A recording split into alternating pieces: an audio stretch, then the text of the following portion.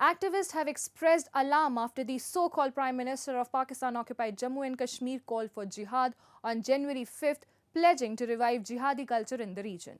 They warn that such rhetoric promotes extremism, targets progressive voices and endorses terrorism under the guise of the Kashmir issue. A report. Activists have raised concerns about the situation in Pakistan-occupied Jammu and Kashmir after the PoJK's Prime Minister's call for jihad on January 5 during the observance of the so-called Right to Self-Determination Day.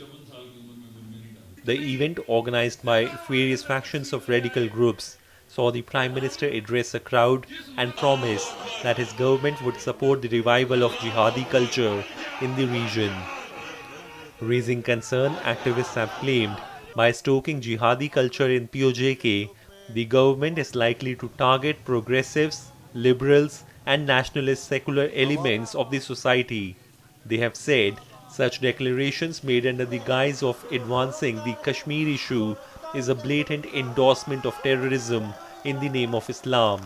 They are being empowered by this PoJK Prime Minister. This is the first time in the history of PoJK when a sitting Prime Minister has said that the government will facilitate jihadi culture. The government will facilitate jihad in PoJK. And the result was that the same evening, jihadi groups, Jihad Council and other Lashkar and all those Mujahid,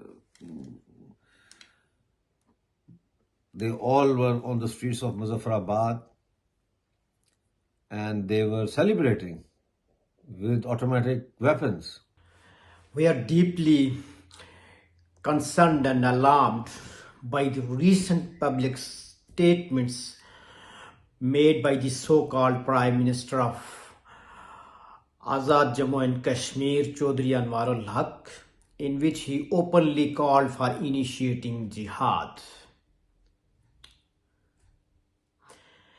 This rhetoric, steeped in extremism, is a direct incitement to violence, posing a significant threat to regional and global peace.